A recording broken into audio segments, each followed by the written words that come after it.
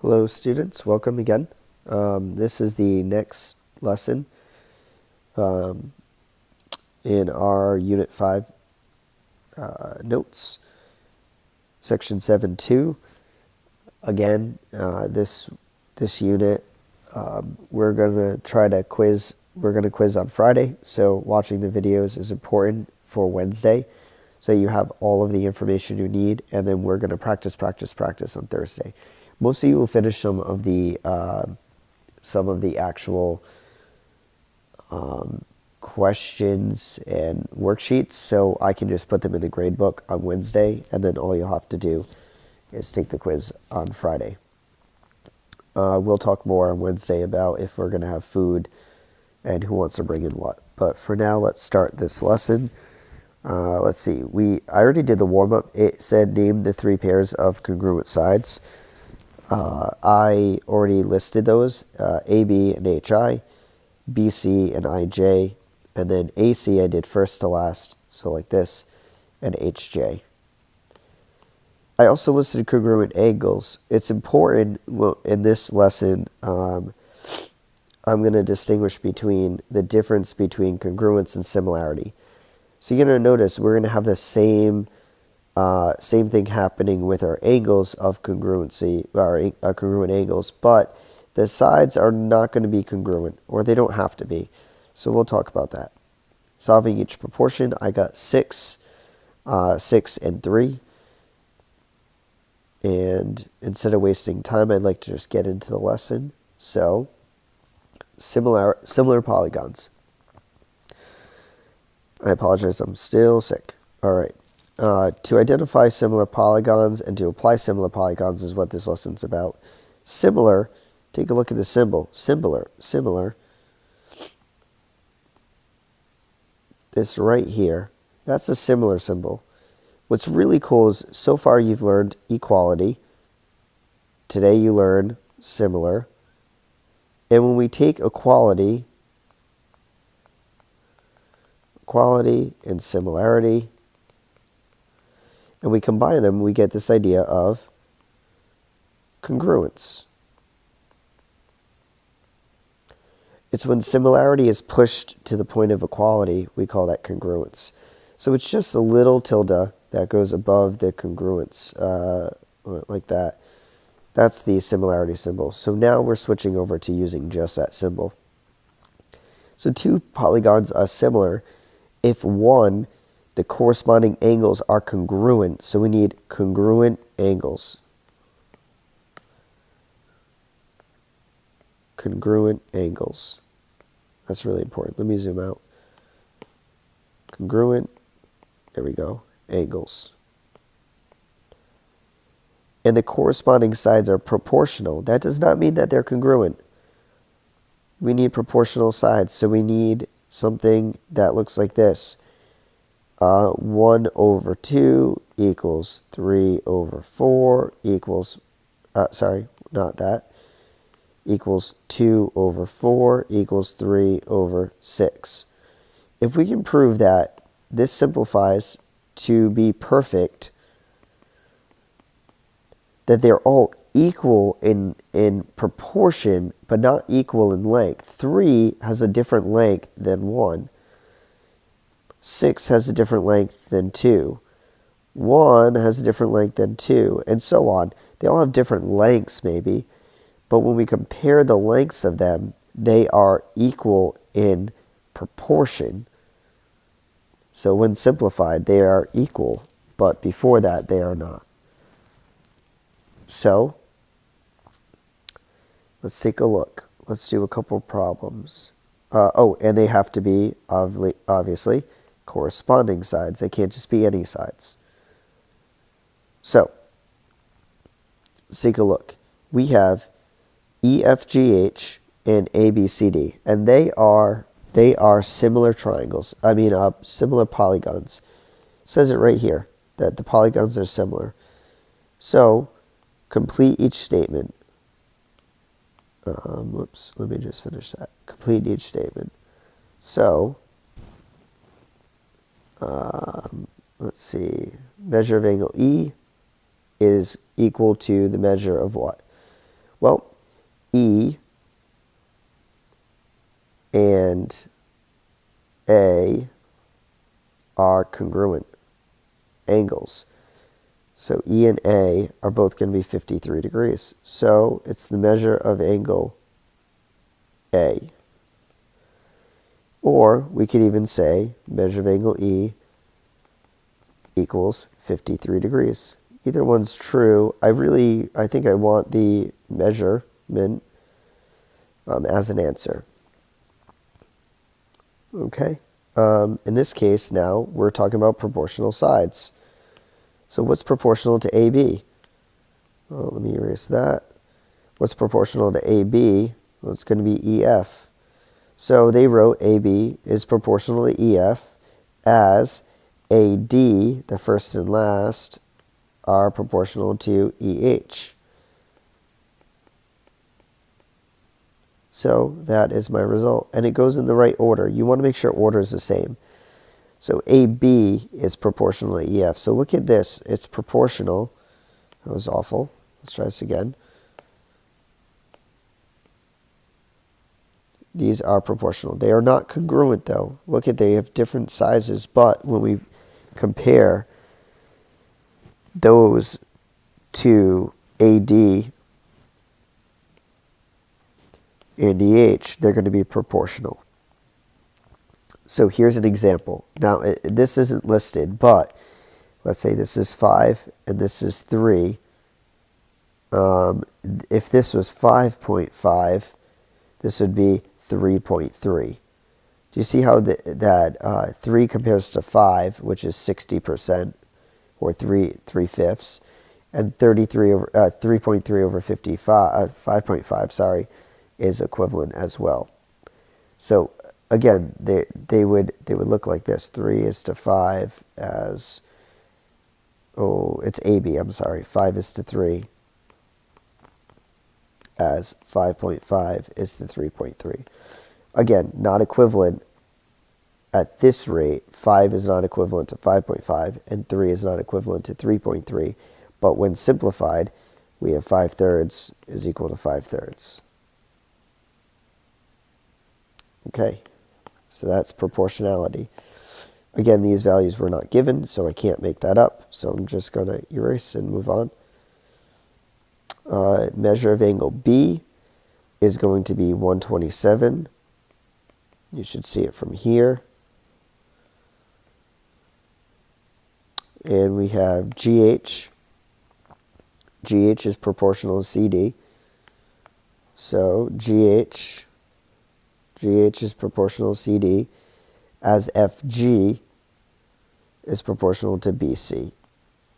That's my only option. All right. I'm going to leave this with this highlighted, and we'll move on to example 2. Determine whether the triangles are similar. If they are, write a similarity statement and give a similarity ratio. So, looks like we have A and F that are congruent. We have B and E that are congruent. And we have C and D that are congruent. That looks awesome. So far we have 3 congruent angles. So we have angle A, angle B, angle C. We have as congruent, congruent, and congruent to angle F, angle E, angle D. So that's 3 of my checklist items. I need congruent angles. I also need proportional sides. How do I set up proportional sides? Take your smallest 2. This one, we can either do smallest 2 or we can go in order. Either way, we need to make sure the smallest ones are also in order. So I'm going to take 12 and 16 because they fall in between. I'm going to go smaller to larger. They fall in between the 2 and the 3 tick marks, so I'll pick those first. And then I'm going to go 15 compared to 20. Those fall in between the 1 and the 2 tick marks. You don't have to go in order from smallest to largest. I normally do just because it's my process, but you could go between the 1 and 2 tick marks and the 2 and 3 and the 3 and 4, the 3 and 1. And the last one is going to be 18 18, I'm going to compare to 24. So equals 18 over 24. So again, we see that they are not congruent in size, which is good. What we do need is to demonstrate that they are equivalent in reduced form. So 4, 8, 12, 16, that's going to simplify to 3/4.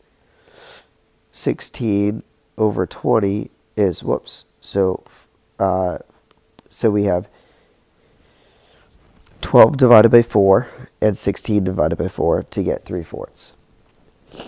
Then I'm going to do 16 divided by 4 to get 3, and 20 divided by 4 to get 4. I'm sorry, hold on one sec. 4, 8, 12, 16. That's 3/4. 4, 8, 12. What did I do here? 12. Oh, here we go. I messed up. It was not supposed to be 16. It was supposed to be 15. I apologize for the error because I kept getting something different, and that's why I couldn't figure out what I did wrong. So you notice the numerators 12, 15, and 18 all come from ABC, and 16, 20, and 24 all come from EDF. So now that I fixed that, this does end up being a similar triangle. So 12 divided by 4 is 3, 16 divided by 4 is 4. 15 divided by 5 is 3, 20 divided by 5 is 4. 18 divided by 6 is 3, 24 divided by 6 is 4. So what we just demonstrated is that, yes, the sides are proportional. So we can determine that they are similar. What can you conclude about the triangle similarity statement and similarity ratio? So we're going to say the triangles are congruent. Are similar. We're going to write a triangle similarity statement. Triangle A, B, C. I'm going to pull it right from what I did before. Is similar, not congruent. Notice I changed my symbol to triangle FED. Because I'm going in order like this, ABC, FED. And I use my similarity statement. The similarity ratio, I'm going to write that right over here. The similarity ratio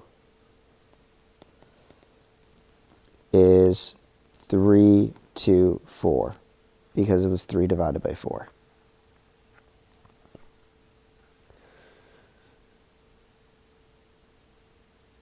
All right, number 2, sketch this. Well, I have the ability of let me try to make it a little bit nicer. I have the ability to make 2 perfect triangles because I have the ability to use the software. So sketch triangles as best you can. I want to make 2 of them and try to shrink. I think I have the ability. There we go. I have the ability to shrink proportionally, which I think I just did. Okay, this is great. I need to figure out which triangle's larger, X, Y. Okay, so I'm going to label this one X, Y, Z, not drawn to scale, and M, N, P. So hopefully that makes sense. Hopefully it says X is congruent to M, Y is congruent to N, and z is congruent to p. It also says that xy is 12, yz is 14, not drawn to scale, and xz is 16, mn is 18, np is 21, and pm is 24. With this, I can now, can I conclude that the two triangles are similar? And they are. Or, well, I don't know yet. I do know that I have all my angles that are congruent, so that's great. And now I just need to do my similarity, my proportion. Whoops. I just dropped my pencil. All right, hold on. Okay. So I'm going to compare 12 to 18. I'm going to compare 14 to 21 and compare 16 to 24. So 6 goes into 12 twice and 18 3 times. 7 goes into 14 twice, 7 goes into 21 3 times. 8 goes into 16 twice, 8 goes into 24 3 times. So, to me, and to all of you, it should say those are proportional sides. So we are going to say the triangles are similar.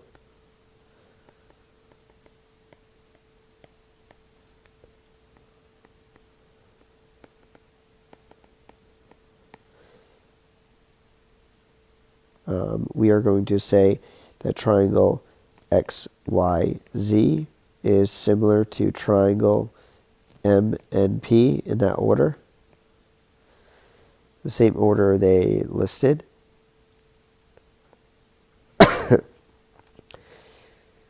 And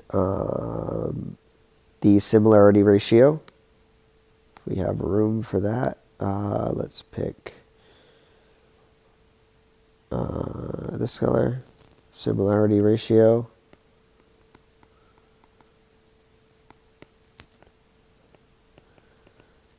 is 2 to 3,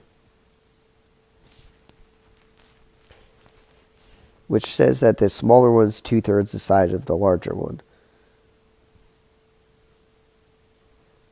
All right. Let's keep working. We have LMNO. So I'm going to mark those angles. LMNO.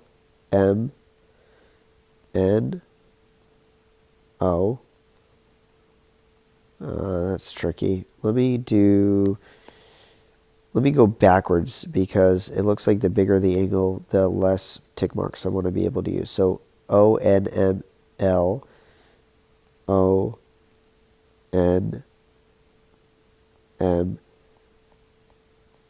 That was easier. I'm going to go backwards on the other one. TSRQ. So TSRQ. TSRQ.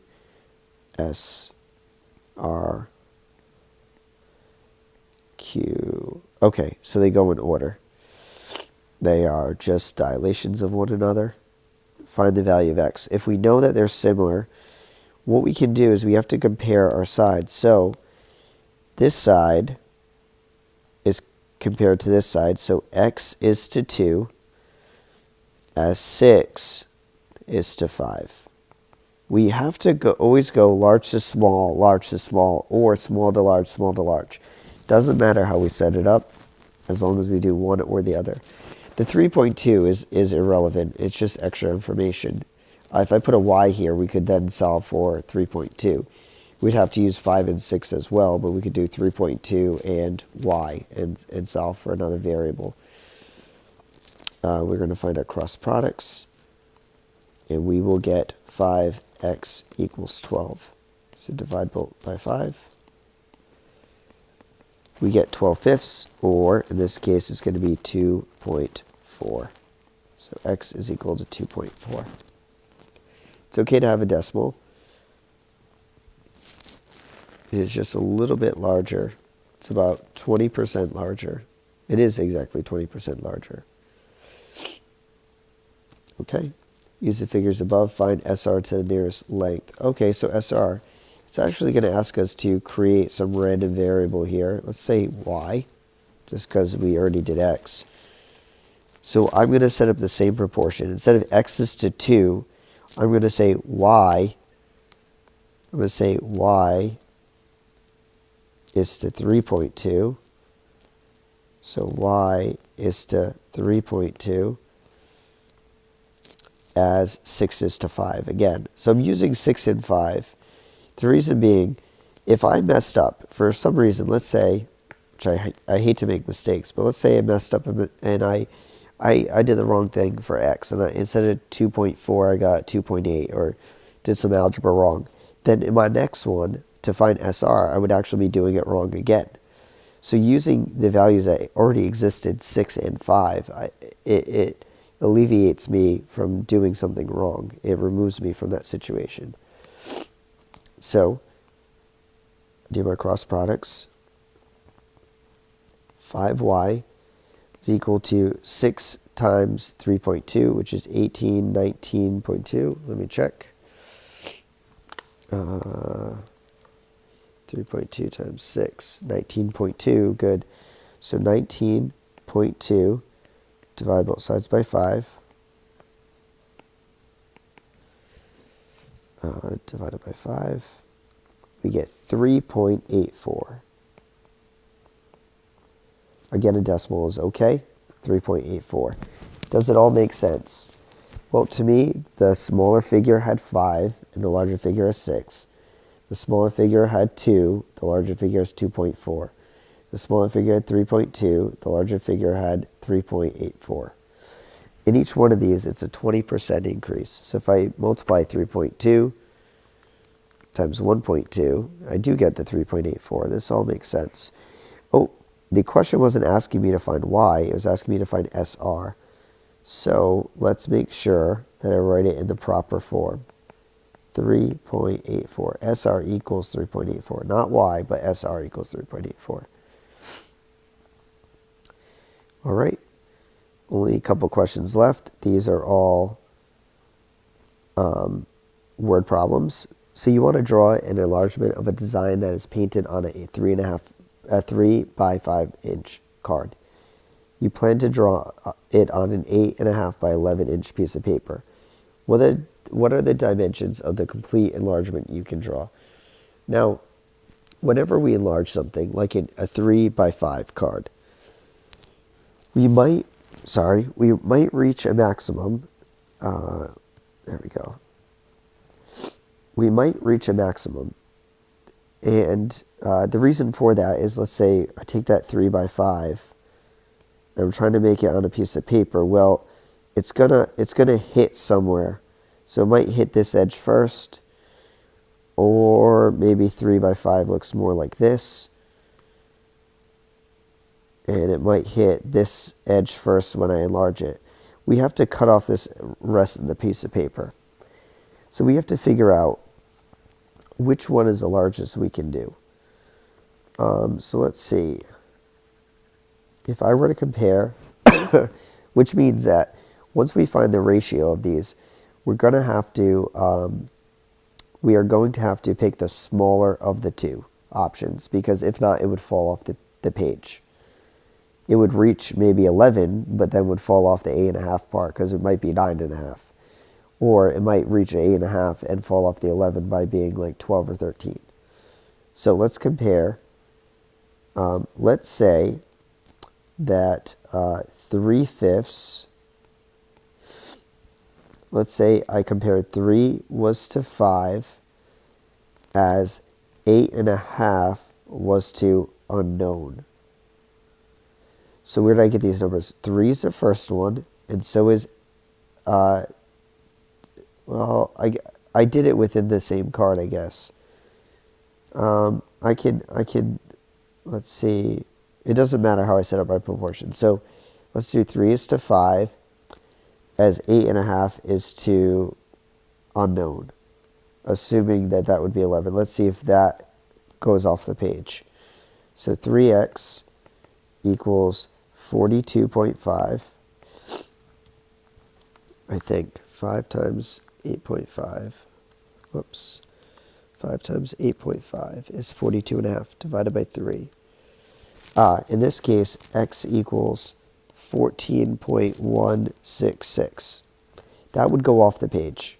It's too large. It would be a 14-inch piece of paper. So now I'm going to do the opposite. I'm going to compare it to x at 11. So let's say 3:5 as unknown side would be to 11. So I cross multiply, I get 5x equals 33. So x equals 33 divided by 5, which is 6.6. So that, in that case, that's as large as I can make it. So I can proportionally increase the 3 by 5 to be 6.6 by 11. That's the only one that will work because it will still be on the paper.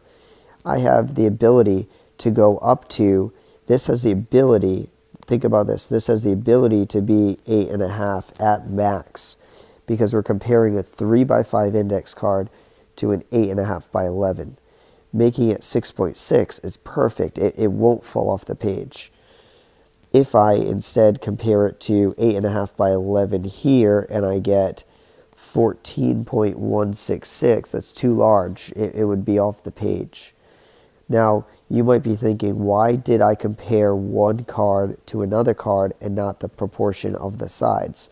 Well, if I do that, it will still work out. So now I'm only going to show you this one right here because we already know that that's the answer that it has to be. So let's say instead I didn't know that though, and I compared 3 to 8.5, and I said, well, 3 is to unknown as 5 was to 11. Well, finding my cross product still gets me 5x equals 33, which gets me x equals 6.6. So the true answer says you plan to draw this on the piece of paper. What are the dimensions of the largest complete enlargement? The dimensions are going to be, let me move this up a little bit. The dimensions are going to have to be, excuse me, the dimensions are going to have to be 6.6 inches by 11 inches. And that's my final answer. If I wanted to know a scale factor or the amount that it ended up being, what its true proportion is, I couldn't leave it as a decimal. But this is asking for dimensions, so it's okay. Okay, so a map has dimensions 8 inches by 15. You want to reduce the map so that it will fit on a 4 by 6 inch index card. What are the dimensions of the largest possible complete map that you can fit on the index card? Same thing. So we're going to do 9:15 as unknown is to 6. Let's see if it falls off the page. Oh, the other one will be, we'll do one at a time. 15x equals 54. Solve.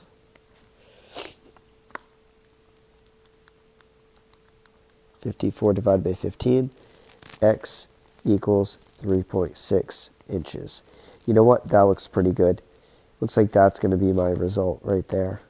Because 3.6 is less than 4, so we know it will all fit. We know that one side will be 6, while the other side will be 3.6. Let's just show, excuse me, that we're going to disprove the other one. So we're going to prove the other one's wrong. So 9:15 as 4 is to unknown. Let's see if it would, that 6 inches, it's going to be smaller than 6 or lesser than 6 or else it will fall off. So we get 60 is equal to 9x, or let's write it the other way. Oh, hold on.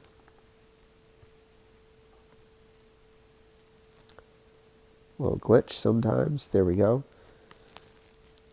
9x equals 60 divided by 9. Remember, this number has to be less than 6. We get x equals 60 divided by 9. We get 6.66, 6 and 2/3.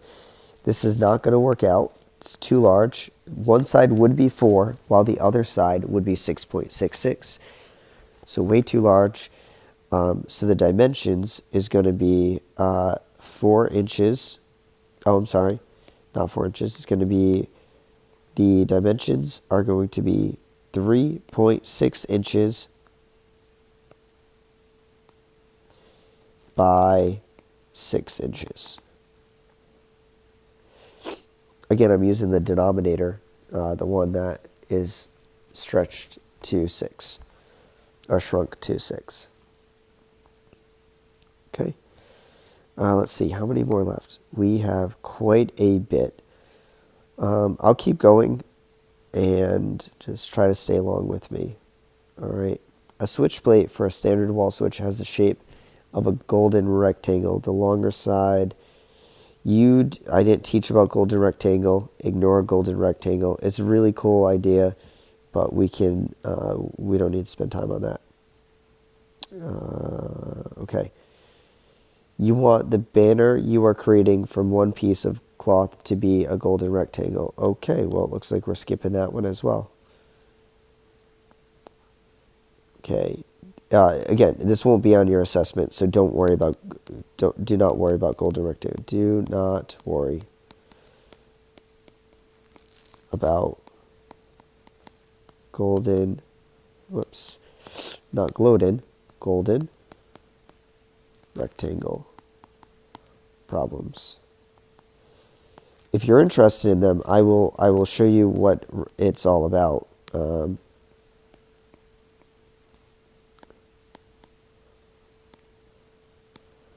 But for right now, you don't need to know anything about it.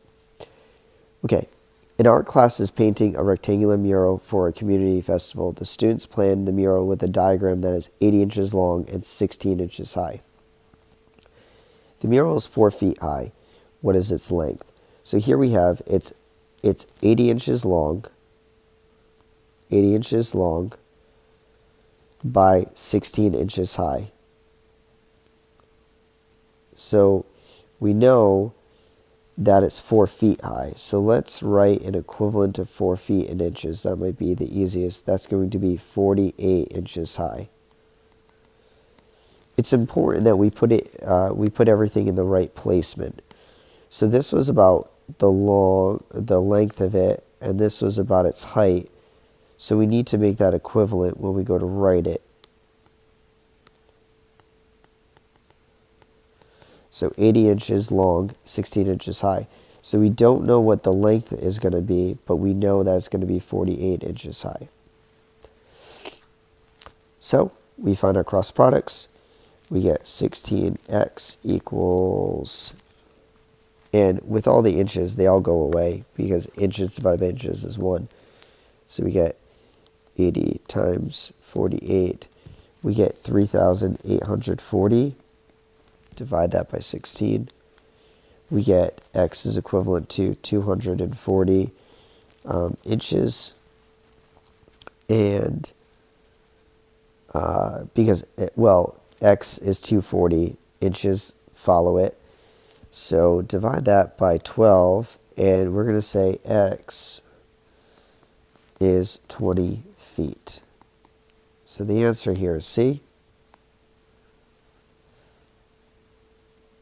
All right, the last one. There's more. Okay. From 1861 to 1928, U.S. paper currency measured 7.42 inches by 3.13 inches. Does anyone know what happened in 1928? Something happened that year. I'll leave that up to you to bring up in class. If anyone can answer it, let me know on Wednesday. All right, the dimension of the current bills are shown here. 6.14 inches wide by 2.61 inches long. Are the old and new bills similar rectangles? Explain. Well, the angles will hopefully all be 90 degrees, so that gets us out of the angles. Let's look at how they compare. Let's compare 6.14 inches to we can do the other bill, 7.42 inches, and we'll say that's equivalent to 2.61. So I'm comparing this one to these. So larger to smaller and larger to smaller. So we get 6.14. I'm sorry, I'm doing smaller to larger and smaller to larger. 2.61 over 3.13. Now there's no variable here, but we don't need one. We can just find its cross products and see if they're similar, right? If they're equal. So let's just cross these, see what we get for an answer. They should be equivalent if they're similar. So 3.13 times 6.14, I get 19.2182. 19.2182.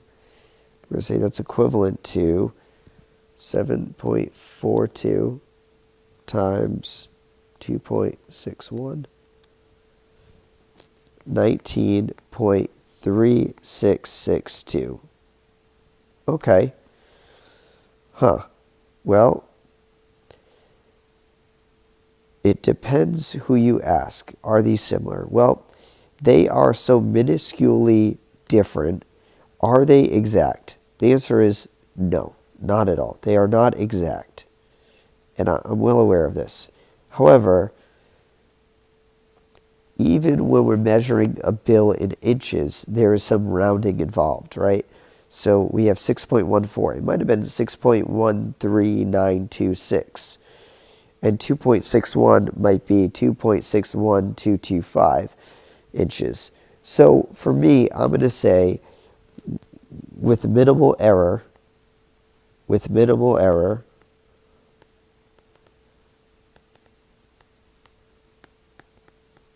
in rounding. Error in rounding. Speaking of mathematical stuff, with minimal error in rounding, these bills are similar.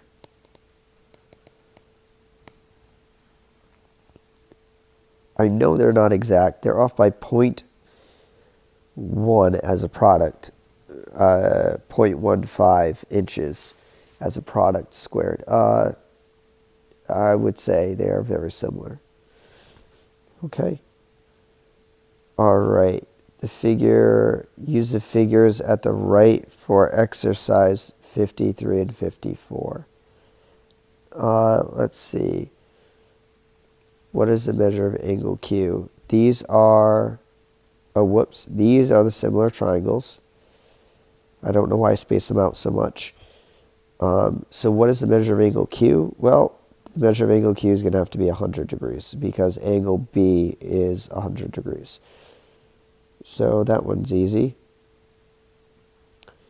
Write the similarity ratio for ABC to, look at the 2. So we were writing ABC to PQR. So I have to pick ABC.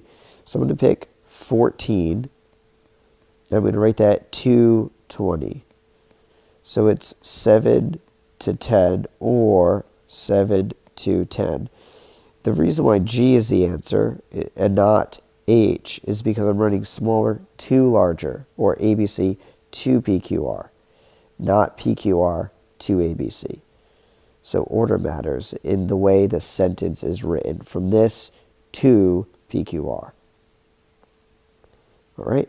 Well, it looks like that's the homework part now. So again, you're going to be accountable for doing this in class. All of this, all of this, all of this.